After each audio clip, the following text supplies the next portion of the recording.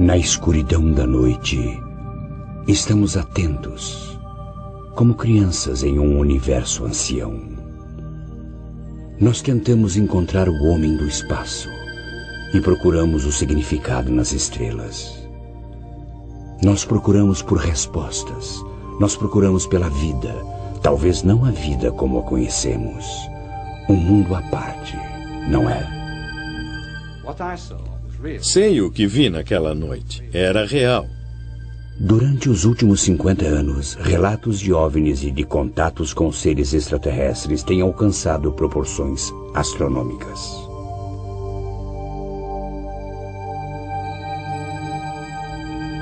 Esses relatos podem ser definidos como fraudes. Foi muito fácil reproduzir essas fotos. Um fenômeno natural?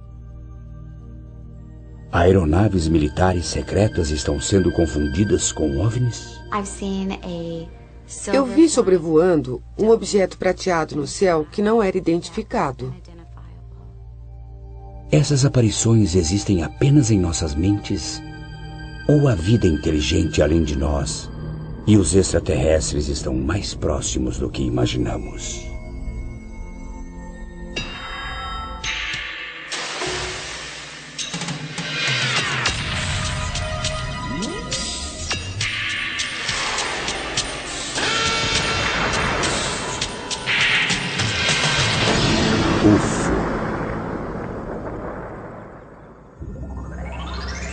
Razões para acreditar. Há tempos ficamos intrigados com a possibilidade de vida em outros planetas. E a nossa cultura popular tem estado repleta de imagens de OVNIs há décadas.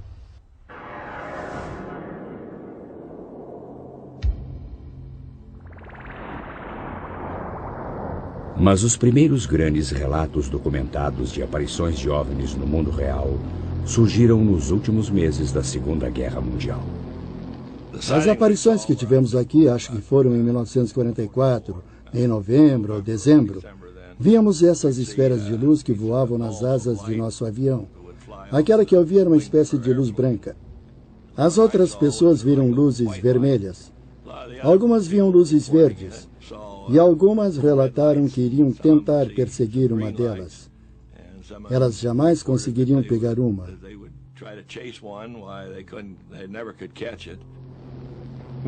Nós íamos na direção dela e ela acompanhava o nosso movimento. Nós nos afastávamos dela e ela ainda estava conosco.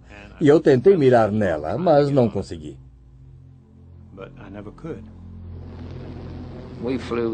Voávamos no mosquito britânico, que era capaz de desenvolver 833 km por hora.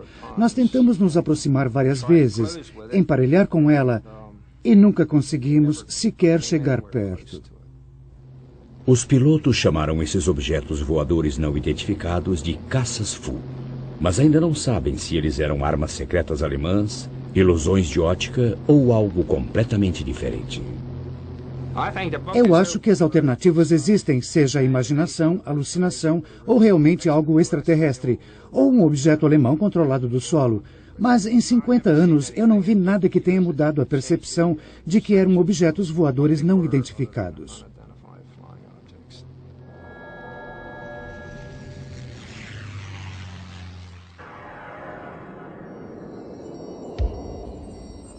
Dois anos após o fim da Segunda Guerra Mundial, no estado de Washington, um piloto particular chamado Kenneth Arnold relatou ter visto uma aeronave de aspecto peculiar perto do Monte Rainier. A aeronave aparentemente começou a se mexer e se virar e estava voando mais rápido do que qualquer coisa que Arnold já tinha visto. A notícia sobre a aparição foi espalhada pela imprensa e o termo discos voadores foi cunhado.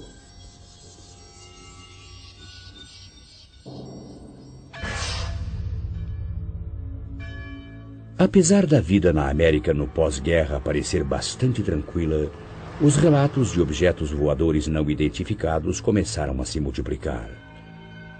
Esses OVNIs eram aviões de reconhecimento soviéticos? Isso poderia explicar sua presença em torno das bases militares americanas? Começou a haver medo. Os segredos atômicos poderiam estar ameaçados. e a segurança nacional em jogo.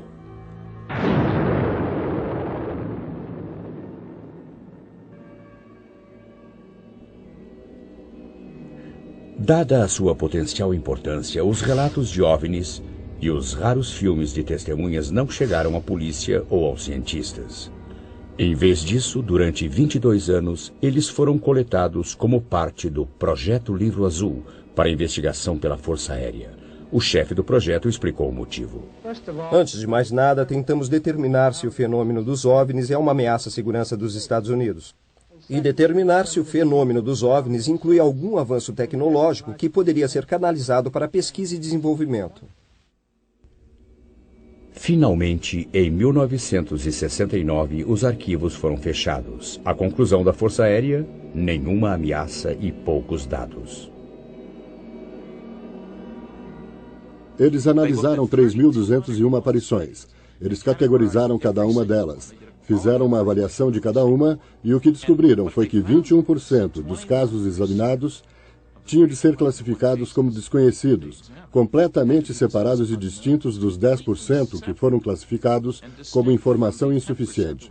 Descobriram que quanto melhor a qualidade da aparição, maior era a probabilidade de ser algo desconhecido. Ainda assim, o que o secretário da Força Aérea disse ao público? Ele disse: acreditamos que nenhum objeto descrito como disco voador já tenha voado sobre os Estados Unidos.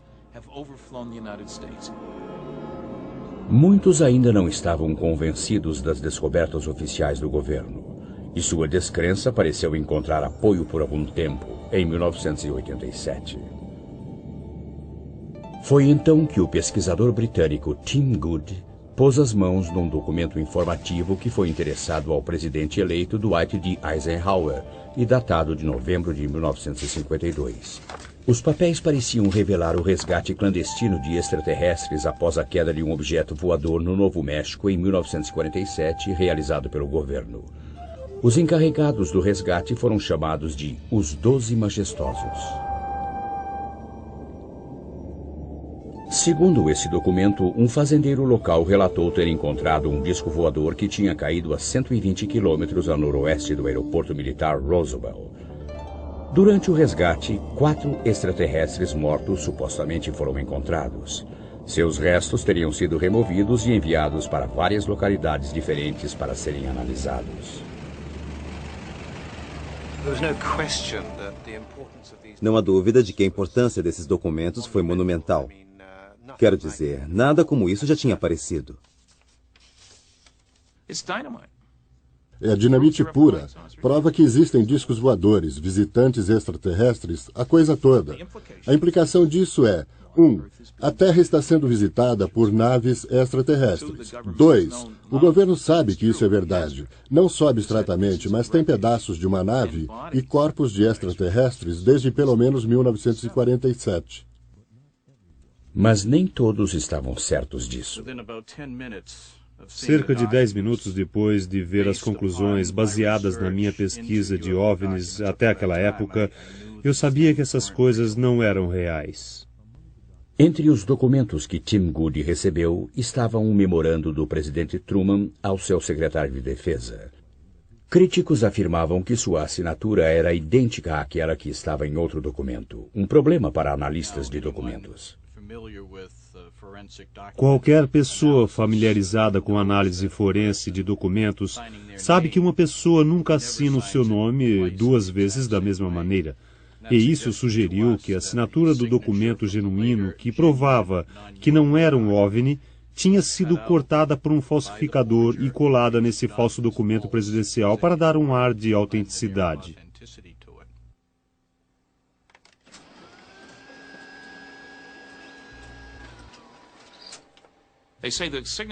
Dizem que a assinatura é idêntica a outra de um memorando diferente que encontrei antes, mas se você segurá-las sobrepostas contra uma luz, verá claramente que não são idênticas. Independente disso, apesar do próprio Tim Good admitir que a carta pode ter sido forjada, ele não descartou a informação contida nela. Estou convencido de que seja quem for que tenha fabricado aquele documento, se foi fabricado, deve ter tido acesso a informações internas. Não há como não ser assim. E não há dúvida alguma de que os documentos dos 12 majestosos levaram as pessoas para a direção certa, e acredito que as informações contidas neles são precisas. Para obter uma visão mais completa da documentação do governo, o grupo Cidadãos contra o Sigilo de Informações sobre OVNIs foi ao tribunal. A Agência de Segurança Nacional, entretanto, tentou impedir.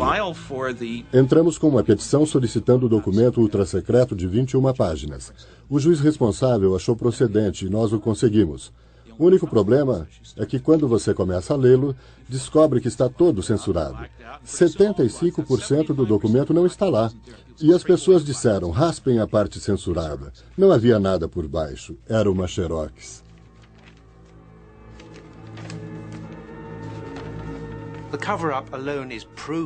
O acobertamento disso é provado pela liberação de documentos por agências como o FBI, que negaram qualquer envolvimento em pesquisas de OVNIs até que a Lei de Liberdade de Informações mostrasse que eles estavam mentindo. Eles liberaram 1.100 páginas de documentos. A CIA negou qualquer interesse pelo assunto.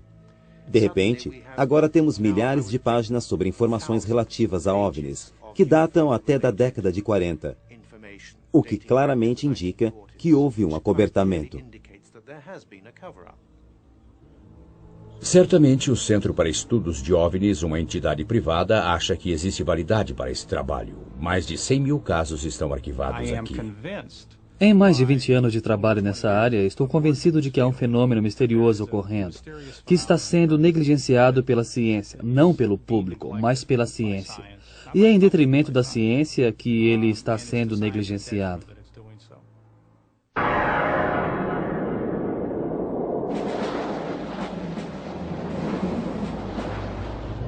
Em março de 1990, na antiga União Soviética, caças são enviados para investigar luzes pulsantes a nordeste de Moscou. Durante 3 horas e meia, eles perseguem as luzes que se moviam a velocidades de até 4.800 km por hora. Nenhuma imagem de radar apareceu nas telas nas estações de solo, mas fotografias foram tiradas e o rastreamento térmico produziu resultados. Para o chefe das Forças de Defesa Aérea, esses resultados secretos eram provas suficientes da existência de OVNIs. Mas os jornalistas estão perguntando se houve outras aparições. Destes 1.990 casos, só um estava embasado por evidências. Este é o único caso em que há provas reais. Nem se considerou que a aparição poderia ser de um bombardeiro stealth. Nunca pensamos que fosse uma aeronave stealth americana. As características de radar não são as mesmas. O stealth se comporta como um avião em termos de velocidade e maniabilidade. Os OVNIs são muito diferentes. A regra que não está escrita: não dispare em OVNIs. No que se refere às instruções oficiais, nós, da Defesa Aérea, temos certas regras que não estão escritas, que significam que não devemos disparar em OVNIs. A partir de 1977, um estudo oficial do Ministério Soviético de Defesa tem coletado centenas de relatos de OVNIs, alegadamente para adquirir tecnologia extraterrestre para uso militar.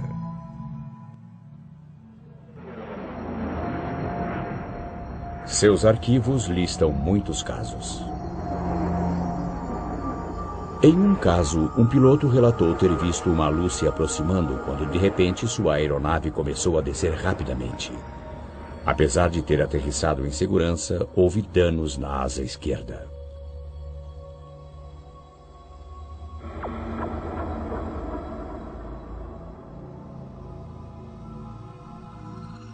Inédito no Ocidente, este filme amador parece mostrar um OVNI sobre o parlamento em Vilnius, a capital da Lituânia.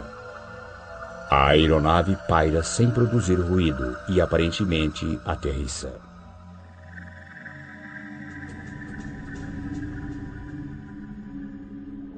Ao amanhecer do dia seguinte, a milícia local gravou estas imagens em vídeo.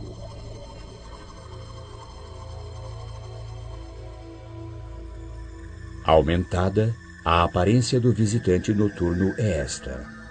Ele se move diferente de um helicóptero ou avião normais.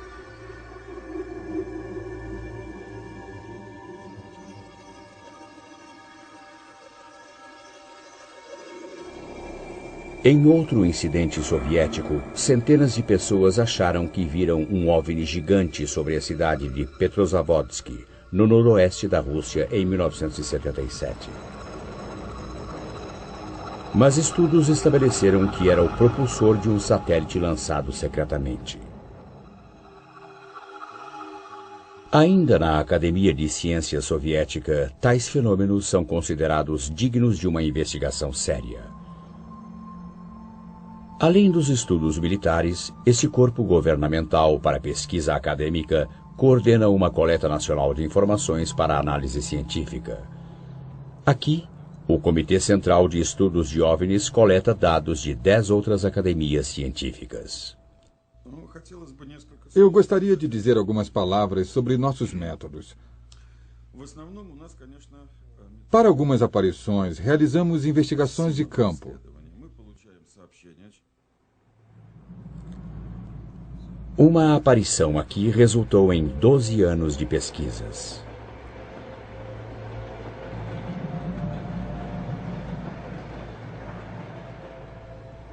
Passageiros de um trem relataram ter avistado um OVNI. Uma aeronave metálica que aterrissou nas suas proximidades. O biólogo Yuri Zmiakov acredita que houve mudanças permanentes no cenário. Acreditamos que este pode ter sido um local de aterrissagem. Esse é um lugar muito interessante, porque tem campos magnéticos muito fortes. Seus experimentos descobrem que criaturas vivas estiveram neste local. Essas descobertas são consistentes com os estudos de outros lugares onde OVNIs aterrissaram, onde o solo aparentemente parece não ter mais vida, nem mesmo micróbios. O mais intrigante de tudo é que amostras de terra tiradas dos locais de aterrissagem contêm minúsculas esferas. Seu trabalho o levou a concluir que essas esferas eram de origem extraterrestre, contendo o DNA, a semente da própria vida. Nos Estados Unidos, testes dessas amostras foram divididos. Os resultados indicam que as esferas são de origem desconhecida, ou partes comuns de sistemas de filtragem de água do solo. Ainda assim, alguns pesquisadores russos acreditam que microtecnologia extraterrestre está sendo colocada aqui por gatunos interplanetários. Dado o interesse mundial, os pesquisadores têm tentado classificar relatos de aparições de OVNIs e encontros com extraterrestres. Quando um objeto voador não identificado é visto, mas nada mais, ele é rotulado de contato imediato do primeiro grau. Quando deixam rastros, ele se torna do segundo grau. Depois, existem os contatos imediatos do terceiro grau, quando as pessoas relatam ter observado extraterrestres. Nos contatos imediatos do quarto grau, a testemunha realmente interage com os extraterrestres. Em novembro de 1980, em Todmorden, Inglaterra, Alan Godfrey, um experiente oficial de polícia, estava numa ronda noturna quando viu um objeto que não podia identificar. Eu estava fazendo minha ronda noturna, então decidi que iria a um determinado local naquela noite. Quando eu estava para voltar, eu vi na Fernley Road aquele objeto. Quando eu cheguei perto, ficou evidente que eu não estava olhando para uma coisa que normalmente encontraria ao amanhecer em Todmorden, sabe? Achei que poderia ser um balão de ar quente que tinha caído. Mas, obviamente, quando me aproximava mais, percebi que era um objeto metálico, feito pelo homem. Era uma coisa construída, não era uma alucinação, era real. Esse objeto tinha 6 metros de largura. Tinha 4,30 metros de altura. Tinha o formato de diamante. A metade inferior dele girava, a metade superior estava parada. Tinha uma série de janelas escuras, ou poderiam ser painéis. E se eu saísse do carro, pegasse um tijolo e atirasse nele, provavelmente descobriria se eram janelas ou não. As árvores que se alinhavam à beira da estrada estavam sacudindo violentamente, mas ainda assim, enquanto eu estava dando partida no carro, não senti nenhuma vibração. Não ouvi ruído algum, mas é claro que eu não ia sair do carro. Peguei a minha prancheta, coloquei-a no meu joelho e comecei a desenhá-lo. Mas quando estava desenhando o objeto, de repente eu estava do outro lado dele, dirigindo o carro da polícia, e o objeto tinha partido. Um período de tempo tinha passado. Após uma regressão hipnótica, o policial lembrou-se de mais detalhes. Existe uma escuridão completa e depois uma sensação de flutuação, como se eu ou outro veículo, seja o que for, estivesse flutuando. Depois acordei num quarto. Nesse quarto havia um humanoide muito alto.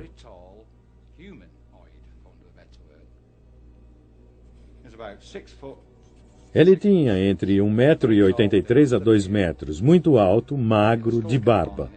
Ele vestia uma touca cirúrgica e estava com seu avental branco. O que aconteceu depois foi que pediram para eu subir nessa cama. Ele me fez perguntas e eu não sei como as fez, porque a sua boca não se movia. Ele não estava falando. Ele queria que eu subisse na cama. Obviamente, fosse quem fosse, ele tinha uma espécie de influência nos meus pensamentos. Ainda assim, me senti à vontade com ele. Me senti confortável com ele. Tive a impressão de já conhecê-lo antes. Eu não sentia medo dele ou algo assim.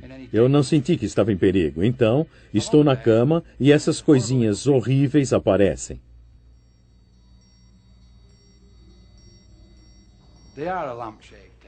Eles tinham o formato de uma lâmpada. Seus olhos eram escuros, negros. Essa é a melhor maneira de descrevê-los. E havia 7 ou 8 deles.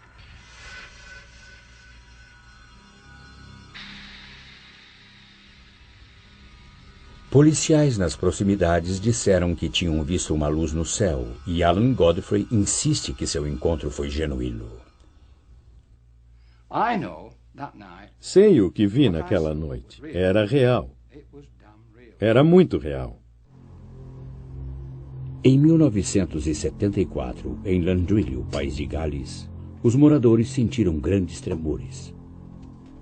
Os tremores não tiveram uma causa natural.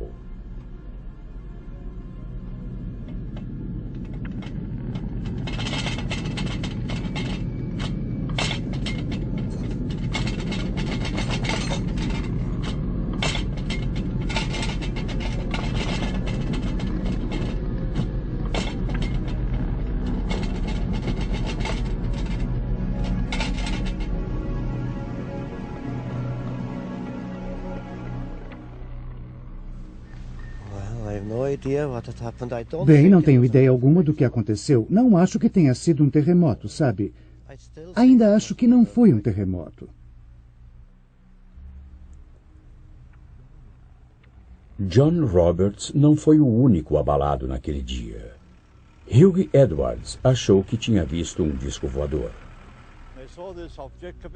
Eu vi esse objeto vir da montanha. Era do tamanho de um ônibus. Era luminoso de uma ponta a outra.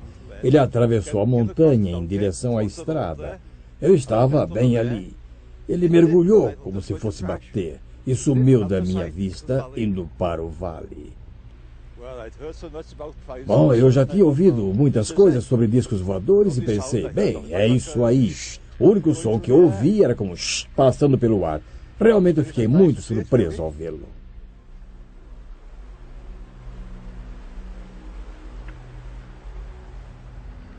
A enfermeira do município achou que um avião tivesse caído. Achei que podia ter sido um desastre de avião. Talvez como enfermeira eu pudesse prestar os primeiros socorros. Então chamei minhas filhas. Entramos no carro e subimos a montanha. Dirigimos um longo caminho pela estrada da montanha e à nossa esquerda dava para ver uma enorme bola cor de laranja sobre a montanha brilhando. Paramos e começamos a olhar para o que achávamos ser um avião em chamas. Porque pensamos, pode haver corpos se foi um acidente de avião. E não estávamos felizes com essa perspectiva. Mas ficamos muito surpresas por ver aquela grande bola laranja parada ali. Não havia chamas e a sua forma era muito uniforme. O formato esférico daquilo nos fez perceber que não era um avião. Não havia chamas, mas esse grande objeto laranja que vimos estava pulsando. E dava para ver luzes, pequenas luzes, como luzes de sinalização, indo em direção ao objeto em zigue-zague, e presumimos que naquele momento alguém estava indo ver aquilo. Mas depois percebemos que um grupo de busca não podia ter chegado lá, localizado e chegado lá no tempo em que levamos para ir da cidade até a montanha. Ninguém teria tempo de ter se organizado para chegar até o objeto que vimos. Como nenhum grupo de busca saiu naquela noite, nada foi descoberto no local. Mas o astrônomo Ron Madsen sugeriu que o que as pessoas viram foi um meteorito ou uma bola de fogo, e que ele coincidiu com um terremoto numa falha próxima.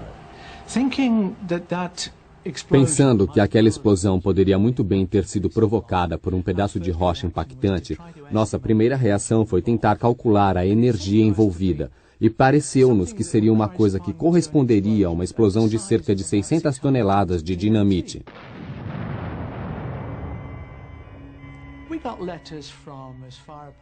Recebemos cartas de lugares como Penzance e do norte da Irlanda e de Derby, todas relatando visões de uma luz brilhante, com um brilho comparável talvez à meia-lua, movendo-se pelo céu com a velocidade de um avião, mas sem som, e deixando um rastro de fumaça, exatamente como um objeto em chamas caindo. Nos dias seguintes, perceberíamos, é claro, que a cidade não está muito distante da falha bala, que está ativa e vem se movendo regularmente há milhares de anos. E naquela época, nós não sabíamos, mas naquela noite houve movimentação na falha. E isso é uma evidência incontestável. Foi uma coincidência. Havia bolas de fogo no céu, ao mesmo tempo em que houve um movimento ao longo da falha de bala.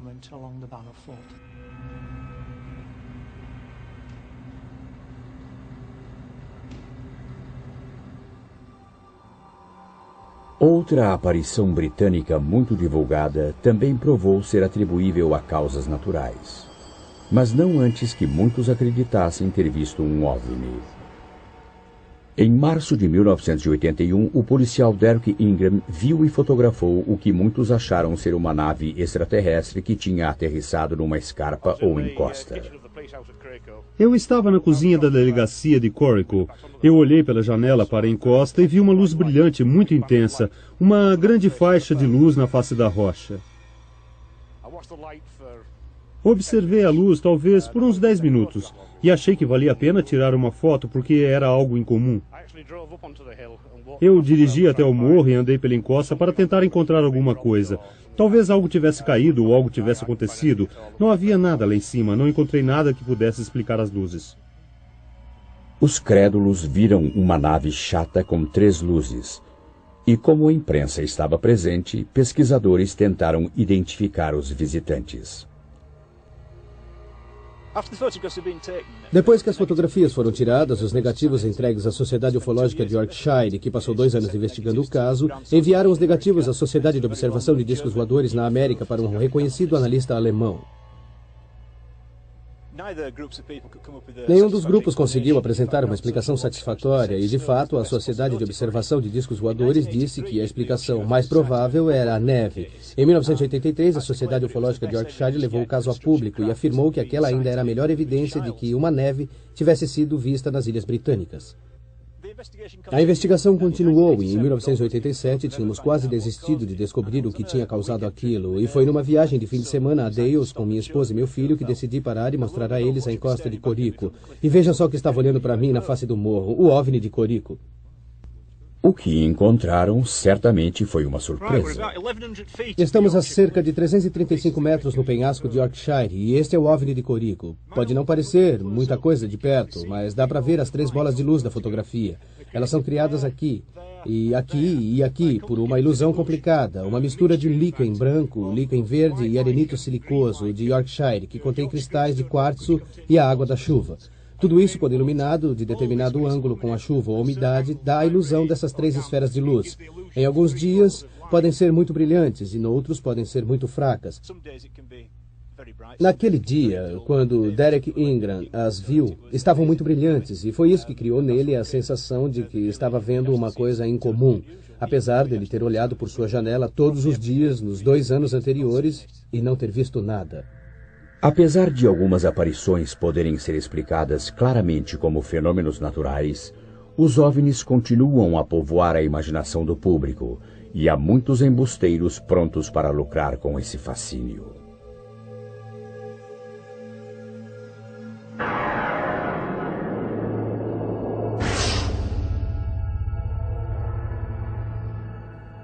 Em Gulf Breeze, Flórida, em novembro de 1987, o construtor Ed Walters afirma ter tirado fotos instantâneas de um OVNI 3 vezes maior do que uma casa.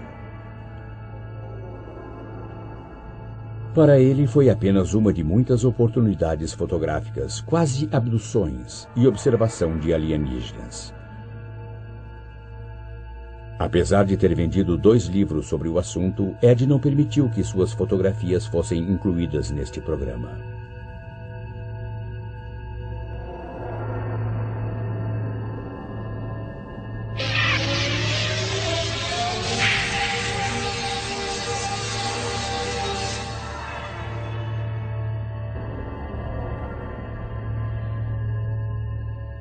Fotografias como estas não são difíceis de falsificar.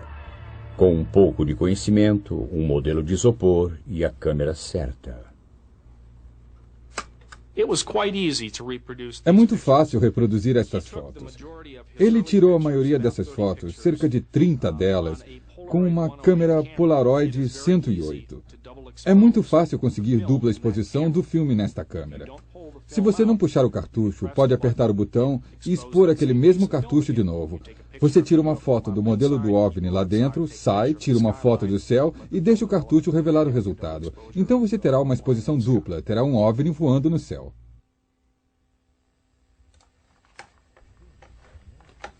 Ainda assim, Walters tem seus discípulos e o analista de fotografias Bruce Maccabee é um deles. Físico pesquisador do governo, Maccabee acredita em OVNIs e é o autor de muitos estudos científicos sobre eles. Eu analisei todos os filmes e vídeos que foram feitos por Ed Walters. Eu acho que estudei a maioria dos vídeos que foram feitos por outras pessoas de lá. Ele está parado ali. No que diz respeito a fotos e vídeos de Ed, é minha opinião que são reais. Analisei esse material cuidadosamente, levando em conta as críticas que têm sido feitas contra ele. E encontrei motivos para rejeitar as críticas. No beisebol, você erra 3 bolas e está fora. Para Ed Walters, neste caso, a primeira bola foi quando um modelo foi encontrado no sótão de sua antiga casa. A segunda bola foi quando um jovem chamado Tommy Smith se apresentou e afirmou que havia uma testemunha que viu Ed criando as fotos de OVNI com uma dupla exposição.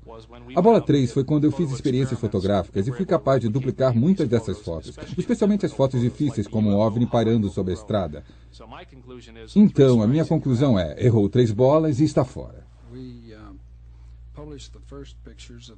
Publicamos as primeiras fotos das aparições de Gulf Breeze em novembro de 1987. E eu estava tentando imaginar como apresentá-las, tentando repassar tudo o que aconteceu em Gulf Breeze. Quando meu pessoal entrou, eu disse: vocês não vão acreditar no que vamos publicar no jornal esta semana. E mostrei as fotos. E eles disseram: foi isso que vimos. O Sentinel só deu continuidade à história porque muitas outras pessoas em Gulf Breeze haviam visto o OVNI na mesma noite em que Ed havia fabricado as fotos. Já vi 3 outras aparições à luz do dia e mais de 100 aparições à noite no Parque Shoreline em Gulf Breeze. Eu testemunhei mais de 170 aparições. Eram luzes vermelhas, vermelhas e brancas, pairando sobre e em volta de Gulf Breeze, na Flórida. Já vi uma cúpula prateada não identificada no céu. Nunca tinha visto algo assim antes. E foi simplesmente inexplicável.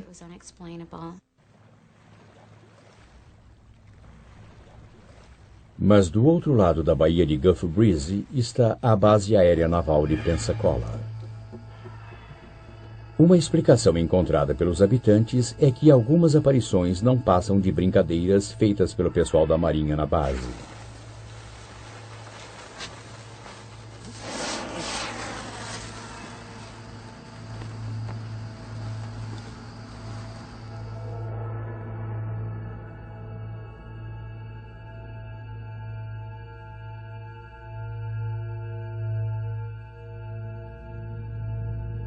Outra possibilidade é que as aeronaves militares estejam sendo confundidas com OVNIs.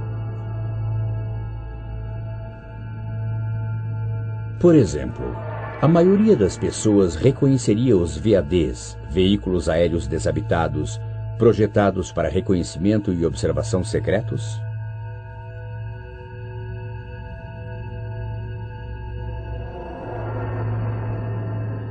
Ainda assim, apesar do fato de que certas aparições podem ser embustes ou então explicadas por fenômenos naturais ou causados pelo homem, continuamos à procura. Nosso fascínio só cresce enquanto os cientistas descobrem evidências de vida em outros planetas. Ele só cresce enquanto se torna cada vez mais razoável acreditar que não estamos sozinhos no universo. Se os sinais de vida em Marte provarem ser verdadeiros, a vida extraterrestre em geral pode ser ainda mais disseminada. Astrônomos calculam a quantidade de civilizações que podemos esperar detectar no espaço. Eles utilizam a equação de Drake, do professor Frank Drake.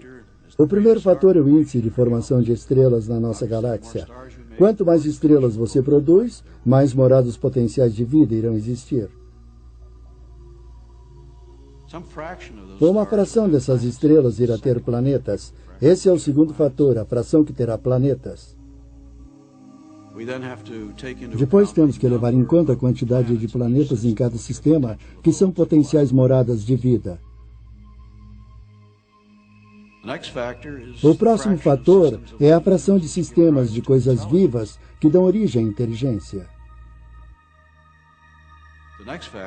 O fator seguinte é a fração de sistemas de criaturas inteligentes que desenvolvem alta tecnologia, uma tecnologia detectável.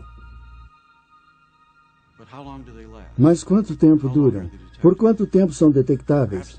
Talvez sejam destruídos por acidentes cósmicos, talvez de maneira ruim, através de uma guerra nuclear. Achamos que provavelmente se tornam indetectáveis porque sua tecnologia ficou tão sofisticada que não há desperdício de energia. Eles não liberam energia para o espaço e, portanto, não há sinal deles para ser detectado. E então dizemos, bem, deve haver alguma longevidade. L, a extensão de tempo durante a qual uma civilização é visível. E agora, se tomarmos o índice de produção e o multiplicarmos por aquele L, o resultado final é o que começamos a descobrir, que é a quantidade de civilizações detectáveis no espaço. E a quantidade está aumentando. 7 novos planetas foram descobertos no último ano. Um desses planetas é quase tão grande quanto Júpiter, do tamanho da 4ª estrela mais próxima do Sol. Um planeta orbitando a estrela 51 na constelação do Pégaso.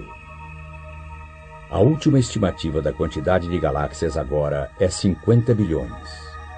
A quantidade estimada de civilizações detectáveis é de 100 milhões de milhões.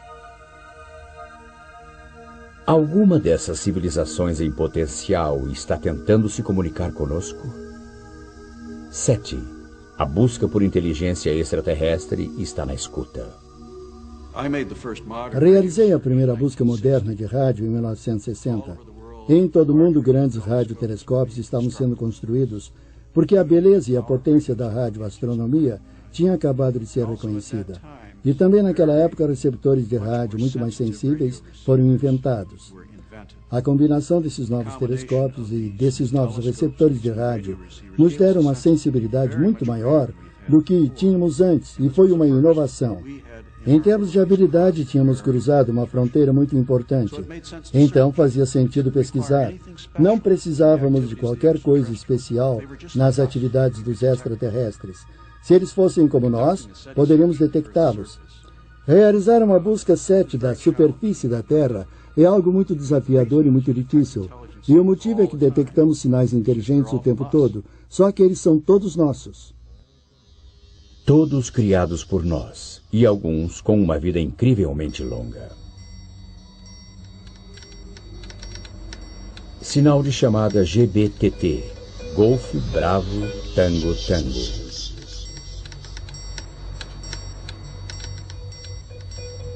Mais de 30 anos após ser enviado, um sinal codificado na época da guerra dirigido ao Queen Mary foi recebido pelo seu sucessor, o QE2. O QE2 usa o mesmo sinal de chamada.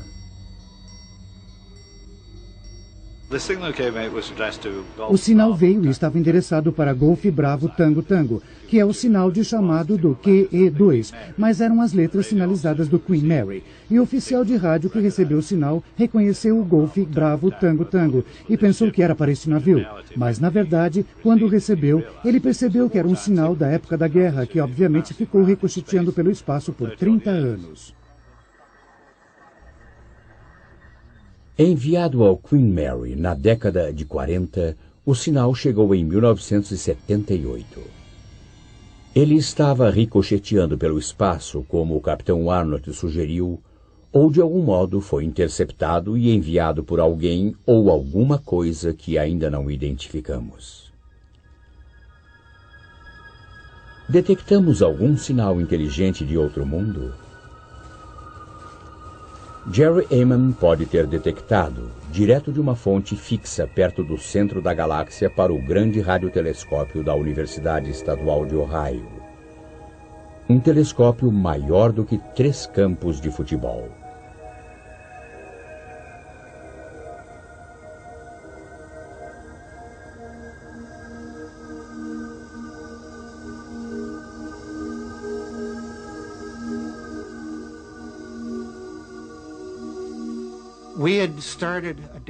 Tínhamos iniciado uma análise de dados em 15 de agosto de 1977, que durou cerca de 3 dias. Enquanto eu estava olhando os dados impressos, estava gravando e marcando todos os sinais fortes, fora do comum. E me deparei com um que era muito mais forte do que qualquer um que já tinha visto. E fiquei tão surpreso com isso que escrevi a palavra "uau" como um ponto de exclamação na margem, sem mesmo pensar.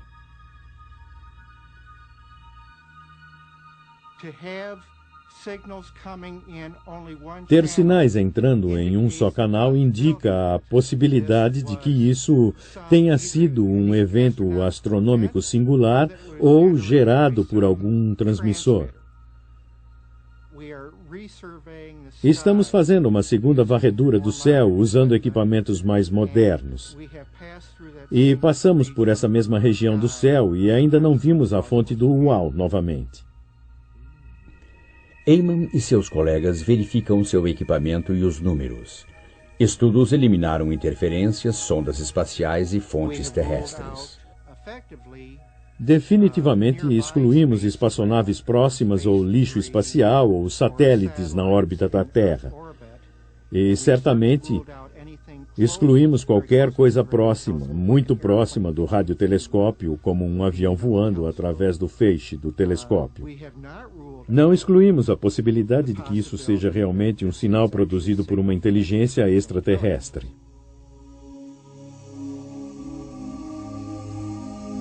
A transmissão de um sinal é uma coisa, mas existem maneiras de se viajar essas vastas distâncias do espaço. Se você imaginar que este balão é o nosso universo, vivemos em 3 dimensões na superfície do balão. E foi sugerido que pode existir o que chamam de buracos, que atravessam um balão de um lado a outro, ou conectando pontos, o que nos permitirá viajar de um lado do balão até o outro através de um atalho.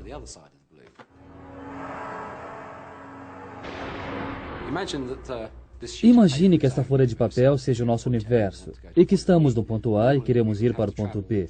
Normalmente viajaríamos de A para B através do universo. Mas seria legal, claro, se pudéssemos encontrar um meio de envergar o universo em outra dimensão, trazer esses 2 pontos juntos e depois dar um passo para o outro lado. E isso é uma espécie de dobra espacial. Dobraríamos o espaço para trazer esses pontos para perto um do outro. Até agora, a resposta continua teórica. Por ora, estamos limitados a enviar aeronaves num espaço próximo, para colher informações, capturar imagens e medir condições. Outros também podem estar fazendo isso? Com essa pergunta, voltamos ao nosso fascínio por algo maior, algo diferente. Voltamos ao nosso fascínio enquanto continuamos a olhar para o céu, olhando, ouvindo e esperando.